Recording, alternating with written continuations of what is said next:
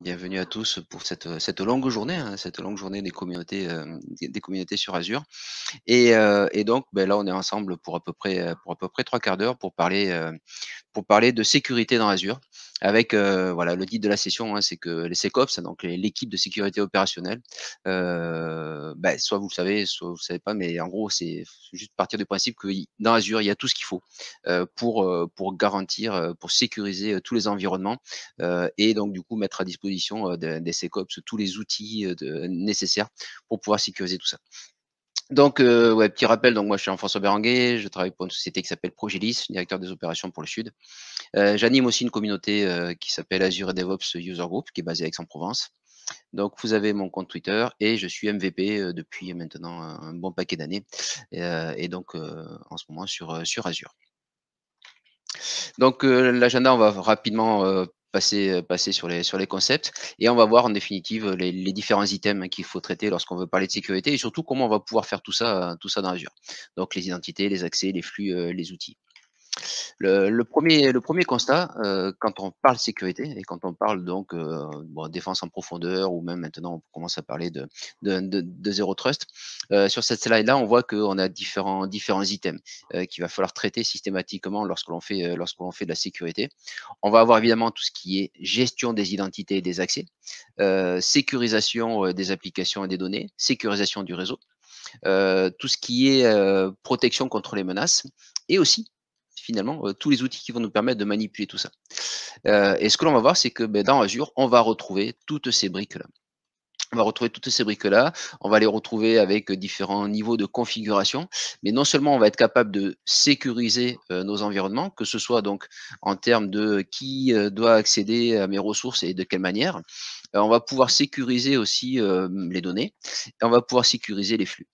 Et la partie qui est importante et on finira là-dessus, effectivement, c'est tous les outils qui sont à notre disposition, qui sont des services qui sont dans Azure, avec un gros avantage pour ces services-là, c'est que bien que ces services-là soient hébergés dans Azure, ils sont tout à fait compatibles avec des environnements hybrides, on-prem et d'autres clouds, hein, puisque ce sont des services, et on va pouvoir, s'en servir pour, gérer, et manager la sécurité au sens large, quel que soit le périmètre du système d'information. Donc il faut bien retenir que ces solutions-là et ces outils, qu'on verra en dernière partie, ne sont pas du tout limités à Azure, mais au contraire, peuvent très bien être utilisés, pour les environnements premises ou pour d'autres clouds.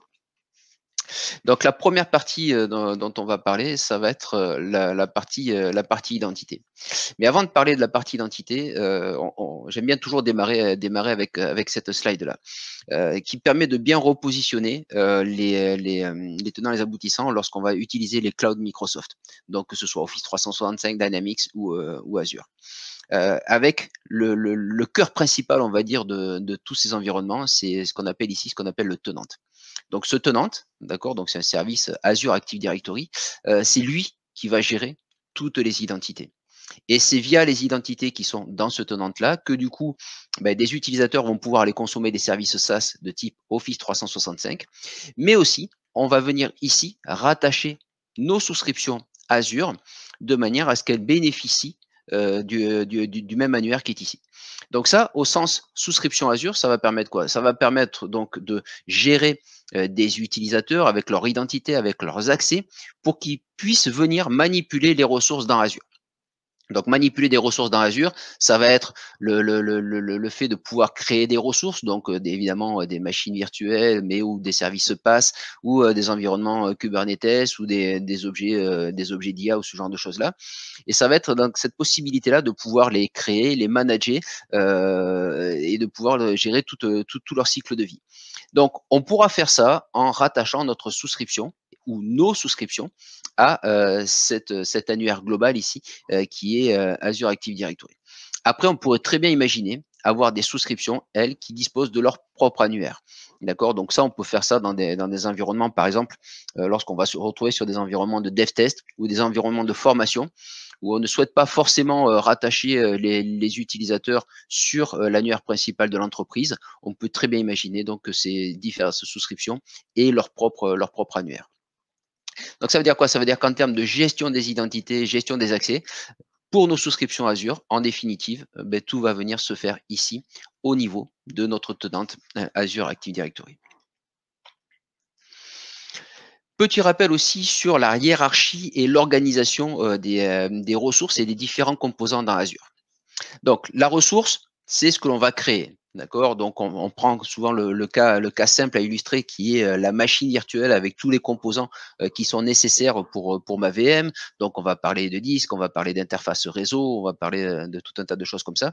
Donc, ça, c'est vraiment l'unité de base, c'est l'unité qu'on va manipuler qui s'appelle une ressource. Ces ressources-là, on va les regrouper au sein de ce qu'on appelle un groupe de ressources. L'avantage de regrouper des ressources au sein d'un groupe de ressources, c'est que du coup, je vais pouvoir manipuler ici de manière globale mon groupe de ressources avec potentiellement des droits et de la délégation. Je vais être capable aussi d'avoir du monitoring au niveau de ce groupe de ressources-là. Et ça va me permettre de manipuler tous les objets qui sont à l'intérieur de mon groupe de ressources. Ensuite, un groupe de ressources, il est forcément rattaché à une souscription. La souscription, on va dire que c'est l'élément financier. Hein. J'ai un très bon ami Azure qui dit que c'est le petit cochon dans Azure, hein, c'est là où on met les sous et c'est ça qui va nous permettre du coup derrière de pouvoir créer nos ressources. Donc cette souscription-là, de la même manière, je vais être capable, donc c'est vraiment la partie contrat passé et financière, mais je vais être aussi capable de mettre de la délégation et des droits au niveau de la souscription, comme on va le voir tout à l'heure. Après, je peux avoir un certain nombre de souscriptions dans mon architecture. Et pour des raisons d'organisation, je peux faire des souscriptions par environnement, je peux faire des souscriptions par thématique, c'est-à-dire avoir une souscription qui va contenir tous les objets communs, par exemple pour la sécurité ou pour les accès avec l'entreprise ou les accès Internet, et ensuite des souscriptions, par exemple par plateforme métier. Voilà. Donc, je peux me retrouver assez rapidement avec des architectures, dont une qu'on appelle Hub and Spoke, avec des architectures qui comprennent donc de ce type-là diverses souscriptions. Et l'idée ensuite, c'est de regrouper ces souscriptions au sein de ce qu'on appelle un management de groupe. Et là, le management de groupe, on va dire, c'est l'entité supérieure dans la hiérarchie Azure. Et c'est au niveau de ce management de groupe-là, ici, que je vais pouvoir définir des policies qui, en définitive, vont venir être héritées ensuite par tous les objets qui sont en dessous. Donc, au niveau de mon management groupe, je vais pouvoir configurer du airbag. Je vais pouvoir configurer un certain nombre de stratégies, comme par exemple dire que une stratégie, c'est que tout ce qui est à l'intérieur de ce management de groupe-là ne peut être déployé que dans une plateforme, par exemple Western Europe, pour illustrer le sujet. Mais ça veut dire quoi? Ça veut dire que du coup, j'ai toute cette hiérarchie et que pour pouvoir gérer finalement l'accès et mettre en place des stratégies de gestion et de sécurisation de mes ressources, je vais être capable de mettre ici des politiques à chaque endroit jusqu'à la fin arriver ici à ma ressource. Donc ça, c'est la première partie et c'est ce que l'on va voir juste là. Donc, c'est comment je fais pour accéder à ces ressources-là par rapport à mon identité qui, du coup, hein, je le rappelle, elle est stockée donc dans Azure Active Directory. Donc, petit rappel sur les bonnes pratiques. Ça, c'est bon, ce sont des conseils que l'on retrouve de manière assez courante. Là, on parle vraiment de sécuriser les accès à mes ressources en tant que manipulation de la ressource. Je ne parle pas de accéder à ce qu'il y aurait à l'intérieur. D'accord? Donc, je fais la petite différence. Et il y a une différence entre j'accède à la ressource qui s'appelle la VM de manière à ce que je puisse la manipuler en tant que ressource dans Azure, l'arrêter, la redémarrer, en déployer des nouvelles, ainsi de suite. Par contre, une fois que ma VM est démarrée, il y a un operating system qui tourne à l'intérieur, il y a peut-être des applications. Et là, la sécurité, elle est à l'intérieur même de la VM. Donc, nous, là, le sujet qui nous intéresse, c'est comment je fais pour accéder à la ressource en elle-même. Donc, pour accéder à la ressource, il va falloir que je puisse la manipuler. Et une des manières de la manipuler, c'est depuis le portail Azure. Et donc, une des premières bonnes pratiques, effectivement, c'est de limiter qui peut accéder à ce portail Azure et de limiter les opérations que l'on va pouvoir faire du coup via ce portail-là. Évidemment, les droits que je vais positionner sur mes ressources groupes, mes souscriptions, ils vont être évidemment hérités et utilisés de la même manière si j'accède à mes ressources via du PowerShell, via de l'Azure CLI ou via diverses autres procédures. Donc, première chose déjà, je me pose la question de qui doit accéder à mon portail d'administration et surtout, je vais même ici définir qui doit accéder à cette souscription ou qui doit accéder à ce ressource groupe-là. Et de cette manière-là, lorsque la personne en question va pouvoir lancer le portail, elle ne pourra manipuler que les objets qui sont dans les entités pour lesquelles elle aura hérité de l'accès. Deuxième bonne pratique, donc ça maintenant, je pense, j'espère vraiment que tout le monde est conscient de ça. Absolument, on met en place l'authentification forte. Et là, du coup, pareil, donc les identités sont gérées dans Azure via Azure Active Directory. Eh ben, on a un service après qui s'appelle donc le MFA, hein, qui permet donc de mettre en place via entre autres des règles d'accès conditionnel. Je vais revenir dessus rapidement tout à l'heure, mais qui va permettre donc de mettre en place cette authentification forte multifactor pour les accès du coup à mon portail d'administration ou pour l'accès à mes ressources. Alors, c'est pas le tout de limiter l'accès, d'avoir ici un accès sécurisé via le MFA. On va aussi mettre en place un certain nombre de paramètres, hein, puisque bien souvent, les utilisateurs, ils n'aiment pas trop être contraints par la sécurité. Donc, du coup, lorsque je vais me connecter à mon portail via mon navigateur web, je vais cocher la petite case « Rester connecté », ce qui potentiellement pourrait m'éviter d'avoir à me re-authentifier ou de réutiliser le MFA pendant 15 jours. Bon, mais ça, non, c'est pareil, hein, dans les bonnes pratiques, on va, voilà, c'est un petit paramètre que l'on peut configurer qui va faire en sorte que potentiellement tous les jours, je vais devoir me re-authentifier en utilisant cette partie MFA. Bon, possibilité maintenant d'utiliser des groupes de sécurité, hein, ça veut dire que les rôles que je vais pouvoir attribuer, par exemple à ma souscription, maintenant je vais pouvoir, au lieu de l'attribuer simplement à des utilisateurs, utiliser des groupes de sécurité que je vais retrouver donc dans mon Azure Active Directory. Limiter les privilèges, donc ça c'est le principe du low privilege, c'est-à-dire je m'assure que les gens ils ont les privilèges nécessaires et suffisants pour travailler, mais pas plus.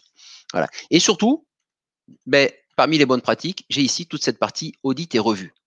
Et ça, c'est pareil, ce que je disais tout à l'heure, c'est que tout ce dont je suis en train de parler là, on a tout ce qu'il faut dans Azure. On n'est pas obligé d'aller chercher des solutions tierces. Voilà, tout est dans Azure. Et après, bon, le MFA, ça peut être soumis à licence. Par contre, l'annuaire Azure Active Directory, ça, c'est une fonctionnalité qui est de base. Une fois qu'on a fait un petit rappel sur ces bonnes pratiques et sur les identités, bon ben voilà, donc là typiquement ça c'est une petite copie d'écran qui permet de positionner ce qu'on appelle le airbag. Ça, la copie d'écran ici, je suis au niveau de ma souscription. Et lorsque j'accède à ma souscription, j'ai dans le menu ici ce qu'on appelle l'IAM qui va me permettre donc de gérer, voilà, de contrôler les accès et de définir du coup qui a quel rôle sur la souscription en question. Alors évidemment, j'ai le rôle owner, hein, donc qui est le rôle propriétaire, qui est le rôle de plus haut niveau sur la souscription. J'ai un rôle de contributeur ici qui va permettre donc, si j'hérite de ce rôle-là, de manipuler quasiment toutes les ressources qui sont à l'intérieur de la souscription. Mais vous voyez la liste, là c'est juste une petite copie, hein, puisque on commence juste par la lettre A et donc on a tout l'alphabet qui se déroule derrière. Je peux avoir ici de cette manière-là donc quelque chose de très très fin au niveau des rôles que je vais attribuer au niveau de ma souscription. Donc ça, c'est parce qu'on appelle donc le IAM qui est un des paramètres au niveau ici de mon abonnement. Ensuite, je vais être capable aussi de affecter et contrôler des privilèges. Ça veut dire quoi? Ça veut dire que je vais être capable, donc via une fonctionnalité qui s'appelle PIM, Privilege Identity Management, je vais être capable aussi de pouvoir donner des rôles à des individus, mais soit de manière temporaire, soit de manière durable. Et à partir du moment où je leur affecte de manière temporaire, ils vont se comporter, on va dire, dans la vie de tous les jours comme un utilisateur bureautique standard. Mais au moment où ils vont avoir besoin de faire une opération qui nécessite une élévation de privilèges, ils vont pouvoir accéder à ce rôle supplémentaire et donc en gros faire une demande d'accès. Et à partir de là, donc ça peut être soumis à approbation. À partir du moment où je valide cette demande d'accès, la personne en question, elle hérite de ce privilège. Mais l'avantage, c'est que j'ai une élévation de privilège uniquement aux besoins et je peux la limiter dans le temps. Donc ça, c'est quelque chose qui est très très intéressant, très pratique. Donc ça s'appelle PIM, Privilege Identity Management, que l'on va coupler avec une autre fonctionnalité qu'on appelle l'Access Review. C'est-à-dire que l'Access Review, c'est aussi quelque chose que je vais pouvoir configurer pour, de manière récurrente, lancer un contrôle de qui accède à quoi au niveau de mon tenant Azure Active Directory. Une fois que j'ai utilisé le PIM et l'Access Review, donc une autre fonctionnalité qui est très intéressante aussi dans cette partie protection des identités, ça va être l'accès conditionnel. Donc l'accès conditionnel, c'est quoi? C'est que je vais collecter des informations par rapport à mon utilisateur qui est en train d'essayer de s'authentifier. Donc je vais collecter son compte, depuis quel endroit il essaie de se connecter, depuis quel device et si j'ai la fonctionnalité qui est activée, à quel niveau de risque il est en ce moment. Et en fonction de ces 4 conditions-là, je vais pouvoir lui donner ou pas l'accès à un certain nombre de plateformes. Donc là, ce qui nous intéresse, nous, ici, ça va être l'accès à notre portail Azure. Et par exemple, je pourrais très bien dire qu'un administrateur qui se connecte depuis un emplacement inconnu ou identifié à risque, depuis un poste qui n'est pas managé, alors je lui refuse l'accès au portail, ou alors je force absolument l'authentification forte. Voilà. D'accord? Donc ça, c'est via l'accès conditionnel. Donc petite démo donc sur le sujet. Je vais revenir là. Je bascule sur mon écran. Voilà. Donc ça, ici, faudrait peut-être, Adrien, si tu m'entends, peut-être passer en plein écran ici. Voilà, super, merci. Donc du coup, ça c'est, je suis dans Azure et c'est mon portail donc Azure Active Directory. Hein. C'est à partir de là que je vais pouvoir gérer tous mes utilisateurs et tous mes groupes. Donc l'interface qui va me permettre donc depuis ici mon portail Azure Active Directory, d'accord. Entre autres, ici j'ai la possibilité d'accéder à la partie sécurité, mais aussi à la partie gouvernance des identités. Lorsque je vais ici dans gouvernance identité, ça va m'amener vers donc la partie PIM, Privilege Identity Management. Vous voyez, et c'est depuis là que je vais pouvoir venir manager les accès et dire qui peut accéder à quoi via donc les identités qui sont dans mon annuaire. Okay, donc je retrouve ici toute la liste de mes différents rôles. L'écran suivant, donc, ici, c'est ce qui va me permettre. Donc là, je suis au niveau de mon portail Azure toujours et au niveau d'une souscription. Donc, je choisis ma souscription. Et au niveau de cette souscription-là, c'est ce que je vous parlais tout à l'heure. Donc ici, j'ai la partie Access Control. Donc de la même manière ici, au niveau de l'Access Control, vous voyez que je vais pouvoir gérer complètement les accès à ma souscription. Donc, je rappelle hein, par rapport à la hiérarchie, du moment que j'accède à la souscription et que j'ai des droits, après c'est hérité sur tout ce qui est en dessous, entre autres les ressources groupes et les différentes ressources qui sont à l'intérieur. Donc là, ici, je peux affecter, affecter des accès. Je peux voir qui accède à la ressource. Je peux voir quels sont mes accès. Donc, vous voyez, ce que je veux vous dire, c'est qu'au niveau équipe, donc lorsque j'ai bien défini mes politiques de sécurité et lorsque je souhaite les mettre en place après pour sécuriser mon environnement Azure, sur cette partie identité, j'ai tout ce qu'il faut dans cet environnement-là. Donc, j'ai mon portail Azure Active Directory pour gérer mes utilisateurs, mes groupes, toute la partie sécurité. Et entre autres, dans la partie sécurité, je vais pouvoir retrouver, si je reviens dessus, voilà, ici, ce dont je vous parlais tout à l'heure, qui est l'accès conditionnel. Donc, via l'accès conditionnel, c'est ici que je vais créer mes stratégies d'accès conditionnel. Et vous voyez que lorsque je crée une stratégie d'accès conditionnel, bon, c'est assez simple, assez intuitif.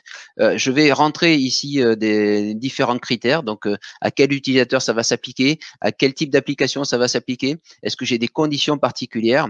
Et en fonction de ça, donc dans les conditions particulières, on retrouve les devices, on retrouve est-ce que c'est un utilisateur à risque, est-ce qu'on va retrouver les emplacements. Et en fonction de ça, derrière, je vais pouvoir ou pas donner des accès à mes environnements. Ok, donc là, on vient de balayer toute cette partie gestion des identités et gestion des accès.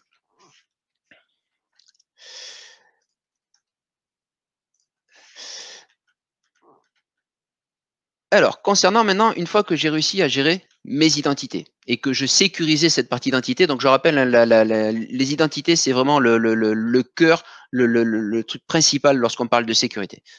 Sécuriser des données, sécuriser des VM, ainsi de suite, ça sert à rien si vous n'avez pas d'abord travaillé sur la sécurisation des identités, puisque à partir du moment où l'identité est compromise, même si j'ai sécurisé mes données, du coup, j'accède à mes données. D'accord? Donc l'identité, c'est vraiment le cœur. Une fois que j'ai sécurisé, que j'ai travaillé, que je réfléchis sur, OK, j'ai les bonnes identités, j'arrive à maîtriser qui peut accéder à quoi. Maintenant, de quelle manière j'accède à mes ressources? Puisque ces ressources-là, il va falloir les manipuler. Je reprends le cas d'une VM. La VM, donc, il va falloir que je puisse la déployer, mais une fois qu'elle est déployée, il va bien falloir que je puisse accéder à cette VM pour ne serait-ce qu'aller configurer le système d'exploitation qui est à l'intérieur, déployer mon application et voilà, faire tout ce que j'ai à faire sur cette ressource-là. Donc là, pour accéder à ces VM, je n'ai pas 36 solutions, hein, c'est qu'à un moment donné, je vais y accéder depuis un client et via un chemin réseau quelconque, je vais finir par accéder à ma VM. Alors déjà, une des premières règles Et là, s'il vous plaît, voilà, franchement, cette première ligne, elle est super, super importante. Ne mettez des adresses IP publiques sur les ressources que lorsque c'est absolument nécessaire. Si je vous dis ça, c'est parce que c'est très très très souvent lorsque j'interviens chez un client, on voit qu'il y a il y a des ressources, elles se retrouvent avec des adresses IP publiques. Voilà. Pourquoi? Parce qu'au moment de la création, on a créé ça avec l'interface, on n'a pas fait attention, la case a été cochée, et bam, adresse IP publique.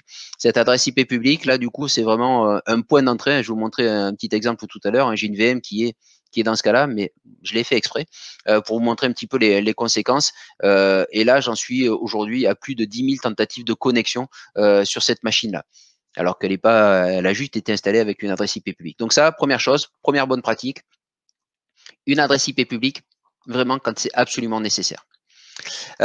Du coup, ça veut dire quoi? Ça veut dire que si malgré tout, cette machine-là, elle a une adresse IP publique, mais il va falloir que je contrôle l'utilisation des ports de type RDP, SSH ou NRM, hein, qui sont les ports qui sont vraiment ciblés pour aller attaquer les machines. Ça veut dire quoi? Ça veut dire que si par hasard, donc j'ai une adresse IP publique sur cette machine-là et que c'est celle que je vais utiliser pour m'y connecter via du SSH ou du RDP, ben alors ce que je vais mettre en place ici, c'est une ouverture de port, mais limitée dans le temps. Et ça, pareil, donc on a tout ce qu'il faut dans Azure pour sécuriser ce biais-là. Autre moyen aussi de sécuriser les accès à mes machines, ben, je vais contrôler la communication réseau entre les ressources. C'est-à-dire que typiquement, si je me retrouve avec toute une chaîne applicative composée d'un certain nombre de VM, de services pass et autres, je vais mettre en place ce qu'on appelle donc des règles de communication au niveau et d'échange réseau entre mes différentes ressources pour faire en sorte, par exemple, que si j'ai une base de données, je n'ai que le port SQL qui soit ouvert et accessible uniquement depuis la machine qui contient l'application.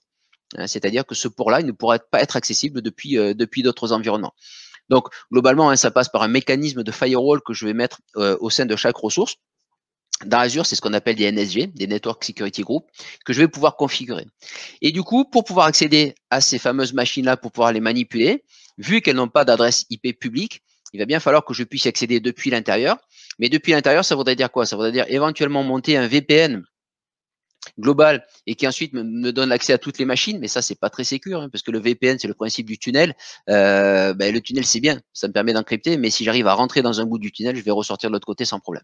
Donc ce que je vais utiliser dans ce cas-là, c'est ce qu'on appelle une machine rebond, qui sera elle la seule machine habilitée ensuite à aller prendre et interagir avec les autres machines qui sont dans l'environnement. Et donc du coup, cette machine rebond sera la seule qui elle sera accessible depuis mon environnement. Donc je vais pouvoir contrôler donc première règle, première bonne pratique, pas d'adresse IP publique sauf absolue nécessité. Contrôler la communication réseau entre les ressources. Si je dois utiliser des ports de type RDP, SSH, WinRM ou autre, je vais contrôler leur ouverture dans le temps. Et évidemment, dernier point, systématiquement mettre en place de la traçabilité et de l'audit. Et ça va nous permettre finalement de répondre à cette grande question, c'est comment garantir l'accès à une ressource, sachant que forcément, si je crée une ressource, il faut qu'elle soit accessible depuis une autre ressource. Je ne crée pas une entité ou une ressource dans Azure toute seule. Il faut que, si elle est là, c'est qu'elle va servir à quelque chose, donc il faut que je puisse y accéder.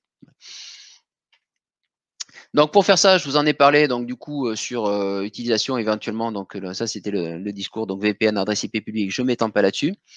Mais voilà, une des fonctionnalités que j'ai dans Azure, ça va être ce qu'on appelle le Just-in-Time Access ou JIT.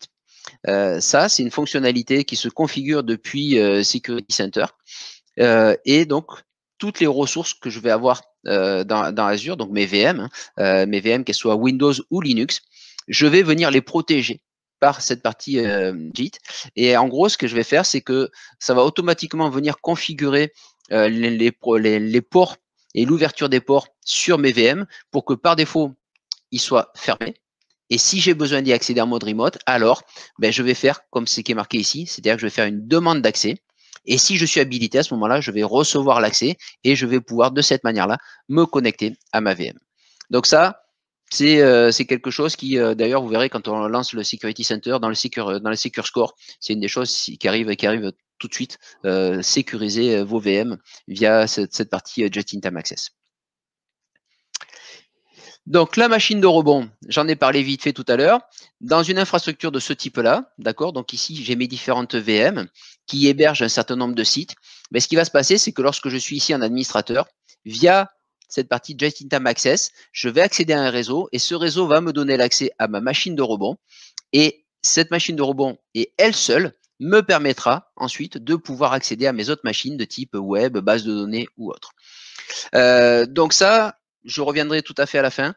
Tous ces concepts-là, donc de configuration des network security groups, d'utilisation de just-in-time access, de configuration de gestion de machines rebond, de contrôle et autres, tout ça, vous avez un lab qui est ici, qui est disponible dans le GitHub de Microsoft. Donc dans la partie ce qu'on appelle MCW, voilà. Donc il y a ce lab là, vous avez le lien ici, vous aurez de nouveau le lien en fin de slide.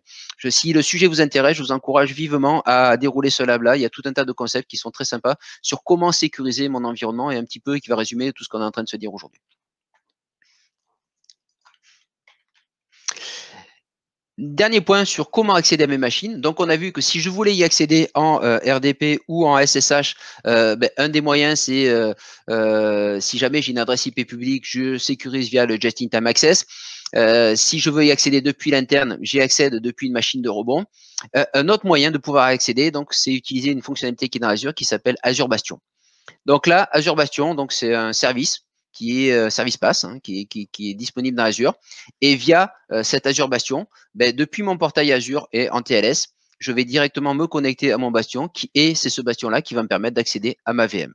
Donc ça, là, à mettre en place, ça se fait en quelques clics, donc très, très, très rapide. C'est configuré quasiment automatiquement. Et du coup, je vais accéder à ma VM depuis un navigateur. D'accord? Donc, plus besoin d'utiliser les protocoles RDP ou SSH pour ça. Donc, de nouveau, petite démo pour illustrer tout ça. Hop. Voilà. Donc ça, c'est, je suis à l'intérieur de mon portail Azure. Je suis dans la partie Security Center et dans Security Center, dans ce qu'on appelle Azure Defender. D'accord? Donc, accessible depuis là. Et vous voyez que depuis ce portail-là, ici, j'ai ce qu'on appelle donc le Just-in-Time VM Access. Et c'est en cliquant sur cette tuile-là que je vais pouvoir venir ici configurer. Donc là, j'ai la liste des VM qui ont été configurées. Là, j'ai la liste des VM qui ne sont pas configurées. D'ailleurs, vous voyez qu'ici, en termes de severity, et ici, je suis high. Donc, il suffit que je clique dessus. Là, voilà. Hop, je clique là. Et ensuite, ici, je mets activer ou pas. Donc, le JIT sur ces VM. Comment ça se passe ensuite lorsque je veux accéder à la VM en question? Là, ici, j'ai une VM. Lorsque je vais vouloir accéder à cette VM, je vais cliquer ici sur la partie Connect. Je vais vouloir me connecter en RDP puisque c'est une VM Windows. Mais vous allez voir que, voilà. Mais ici, là, je ne peux pas pour l'instant me connecter en RDP. Il va falloir d'abord que je fasse une demande d'accès. Donc là, je fais une request access. Et à partir du moment où je fais ma requête, étant donné que j'ai les habilitations pour pouvoir accéder à la ressource en question, alors ça prend un petit peu de temps.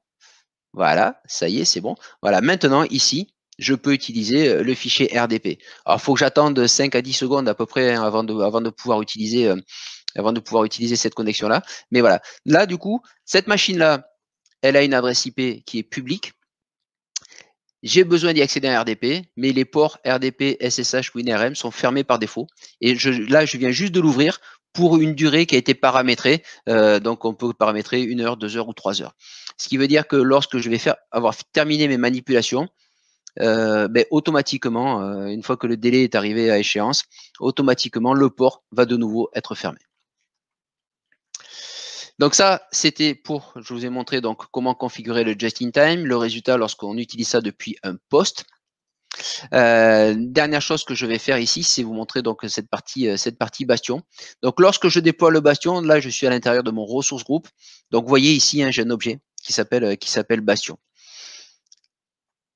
Je souhaite accéder à cette machine ici. Donc cette machine, c'est un contrôleur de domaine. Donc là, un contrôleur de domaine, on comprend facilement qu'on doit absolument limiter toutes les possibilités d'accès à cette VM. Et là, ce contrôleur de domaine, donc je l'ai configuré pour pouvoir y accéder depuis ce service Azure Bastion. Donc je viens ici, connect, je clique sur Bastion. Voilà, donc je vais demander d'utiliser le Bastion. Je vais rentrer dès qu'il a fini. Voilà, ici, je rentre les credentials.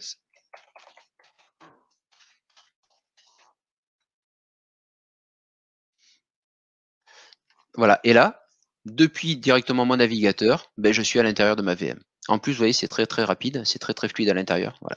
Et là, donc du coup, pour me connecter à cette VM, j'ai utilisé la fonctionnalité donc de Bastion. Hop, je reviens ici sur mes slides. On va parler rapidement de cette partie protection des données. D'accord, donc je rappelle, on a parlé des identités, on a parlé de comment sécuriser l'accès à mes ressources. Maintenant, on va voir que dans Azure, du coup, on a aussi tout ce qu'il faut pour protéger les données. Donc, on va être capable de protéger les données de ce qu'on appelle les données au repos, hein, c'est-à-dire donc les données qui sont dans tout ce qui est dans mes objets de stockage. Donc, je vais être capable de protéger, de sécuriser mes disques, hein, les disques de mes machines. Je vais être capable aussi de protéger, complètement sécuriser les données qui vont être dans des comptes de stockage, hein, dans du blob storage, de protéger les données qui sont dans mes bases de données. Voilà, donc tout ça, j'ai tout ce qu'il faut dans Azure pour assurer la protection de mes données au repos. Sachant qu'ensuite aussi, bah, forcément, il faudra protéger aussi les données en transit. Donc ça, je vais être capable de mettre en place de la communication sécurisée de point à point. Donc non seulement j'ai tous les mécanismes qui me permettent de protéger tout ça, mais aussi j'ai tout ce qui va me permettre donc de gérer les clés, hein, puisque forcément la protection elle est basée sur les mécanismes de clés.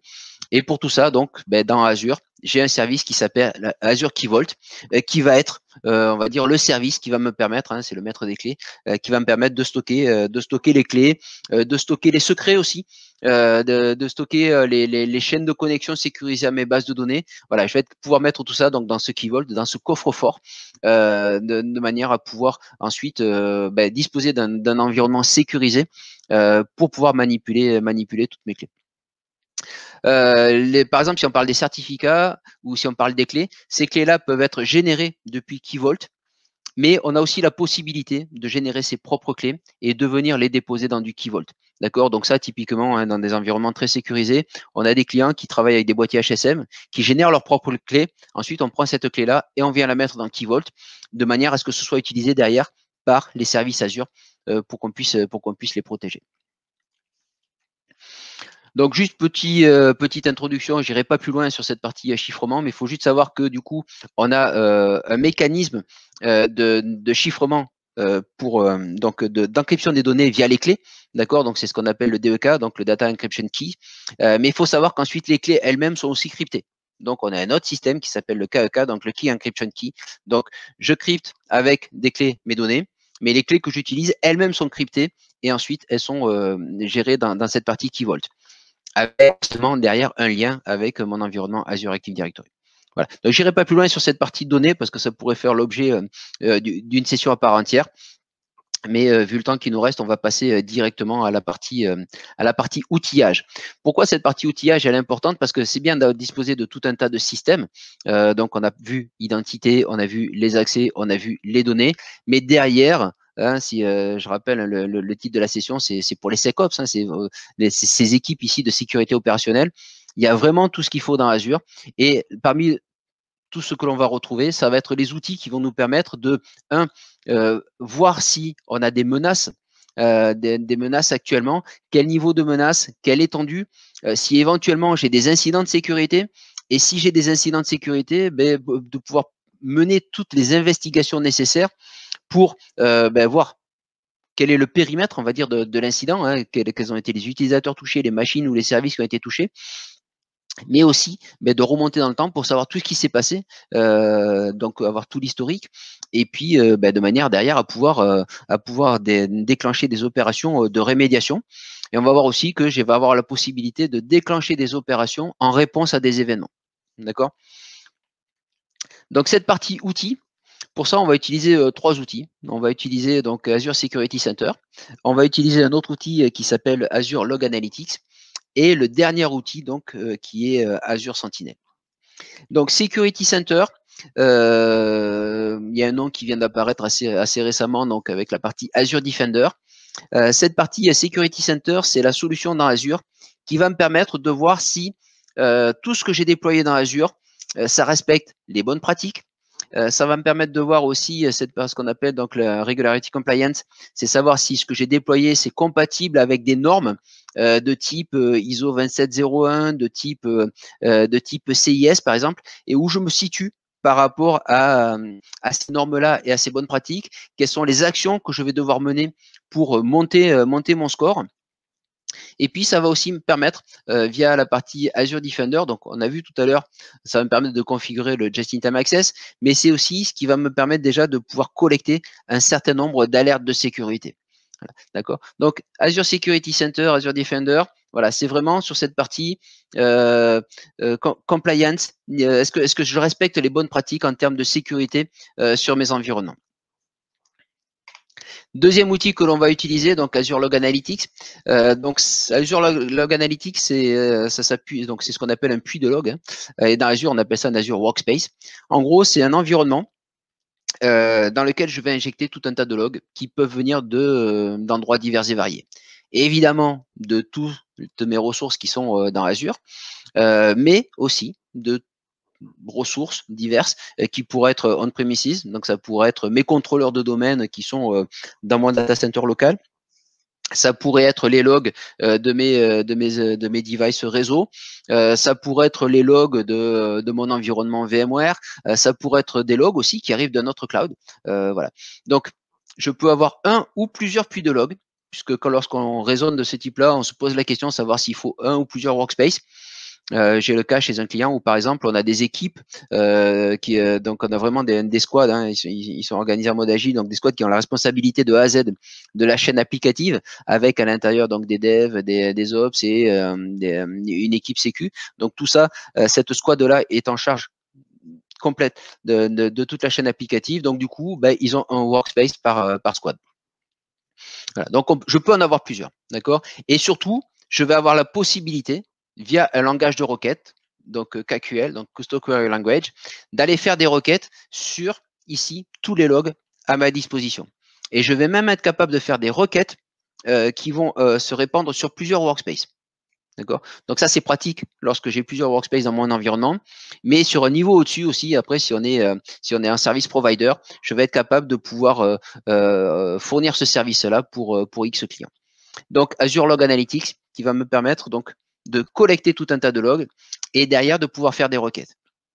Et en définitive, sur ce workspace-là, je vais pouvoir plugger par-dessus donc cette solution qui s'appelle Azure Sentinel, qui est ce qu'on appelle un SIEM et un SOAR. Donc SIEM donc pour Security Information and Event Management et SOAR pour Security Orchestrated Automated Response. Ça veut dire quoi? Ça veut dire que l'outil Azure Sentinel, il va aller analyser les logs qui sont dans mon workspace et via des mécanismes fournis par Microsoft, dont pas mal d'intelligence artificielle, va être capable de faire de la corrélation d'événements et d'identifier qu'il s'est passé ça, il s'est passé ça, il s'est passé ça. Les trois événements déroulés de manière concomitante, alors ça peut signifier qu'on est en train de subir une menace avec une référence au framework MITRE hein, qui recense aujourd'hui les menaces. Et ça va nous permettre aussi, en cas d'incident, de pouvoir faire l'investigation sur l'accident, de pouvoir faire de la réponse automatique. Hein, par exemple, j'ai une VM voilà, j'ai ma fameuse VM avec mes adresses IP publiques et je vois qu'elle est bombardée et j'en suis à 60 000 tentatives de connexion dans la journée. Automatiquement, je vais pouvoir déclencher une fonction qui va m'arrêter ma machine. Voilà, ou me déconfigurer l'adresse IP publique. Donc, je vais être capable de collecter toutes les informations. Donc, pour ça, je m'appuie sur le service Log Analytics, détecter donc tout ce qui se passe, analyser ce qui se passe et l'examiner. Et pour ça, je vais pouvoir bénéficier d'un certain nombre de requêtes de type Analytics, mais aussi, je vais avoir des requêtes qui, elles, sont fournies par Microsoft, basées avec de l'IA. Pourquoi? Parce que là, si moi, je fais une requête, potentiellement, en résultat de ma requête, je vais me retrouver avec, allez, peut-être 5000 lignes. C'est compliqué pour un humain d'analyser 5000 lignes et de savoir quelle est l'information que je dois en retirer. Et donc, c'est pour ça que par-dessus, dans Sentinel, Microsoft nous fournit toute cette intelligence artificielle pour aider tout ça. Donc, collecter, détecter et ici, la partie réponse à mes incidents.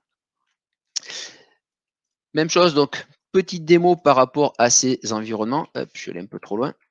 Voilà, donc je reviens sur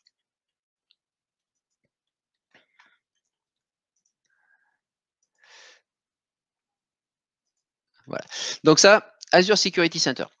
Donc Azure Security Center, je vous dis tout à l'heure, parmi les fonctionnalités que l'on a dedans, on va retrouver ce qu'on appelle ici le Secure Score. On va retrouver ici ce qu'on appelle la partie Regulatory Compliance. On va retrouver la partie inventaire. Donc l'inventaire, c'est quoi? C'est donc en gros, quels sont les systèmes qui sont managés via Azure Security Center. Donc ça, c'est important parce que je vous disais, donc pour les VM, il va falloir déployer un agent. Donc un agent Windows ou Linux. Vous pouvez configurer ici directement dans Azure Security Center le fait que toute machine déployée dans votre environnement Azure est automatiquement l'agent déployé, avec des stratégies qui vont faire en sorte que pour tel type de machine, ça soit envoyé vers un workspace ou vers un autre. Et évidemment, une machine, donc avec son agent dessus, peut envoyer les logs vers plusieurs workspaces.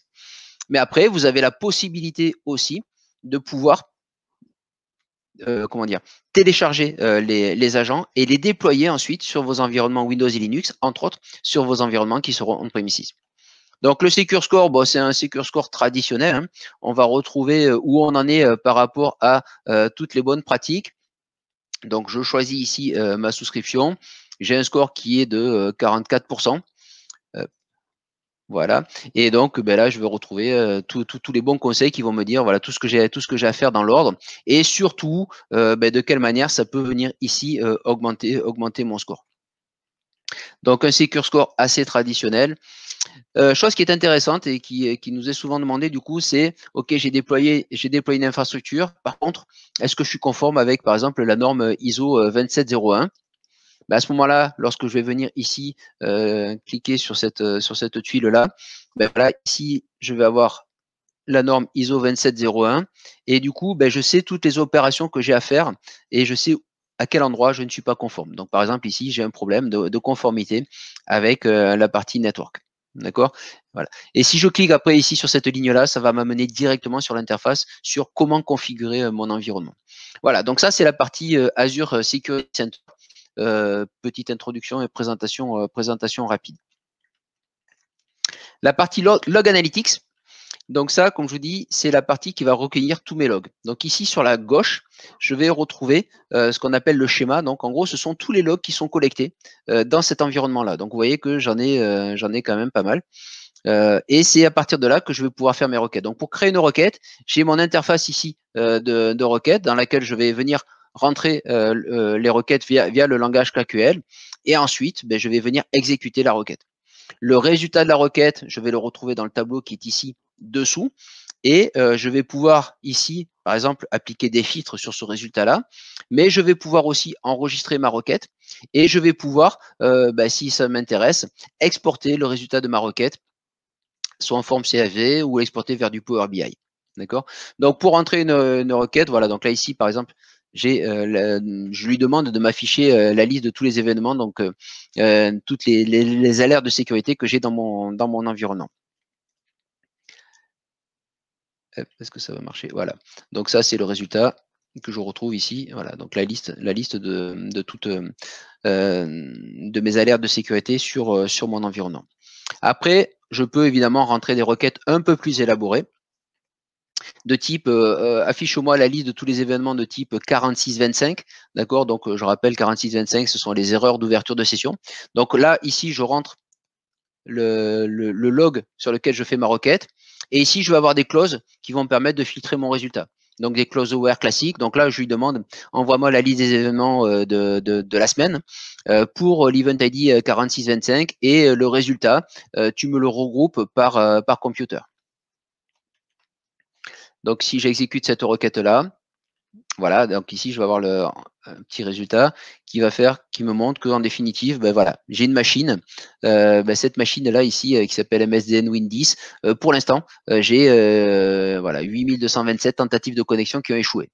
D'accord? Donc ça veut dire que clairement cette machine-là, en ce moment, elle est ciblée. Je peux faire des requêtes un peu plus élaborées, je peux présenter les résultats un petit peu différemment. Donc là, je sais que j'ai une machine qui est ciblée. Ce qui m'intéresserait, c'est d'avoir un graphe qui me montre combien j'ai de tentatives par jour. Donc je rajoute des mots-clés, un mot-clé de type render bar chat ici.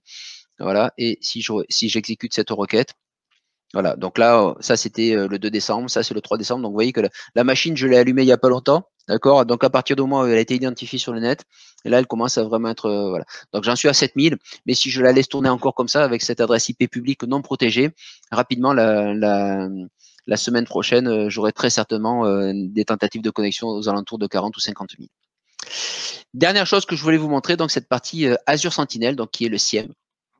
Donc cette partie Azure Sentinel, l'intérêt c'est que je vais pouvoir du coup analyser les logs qui viennent de tous mes environnements.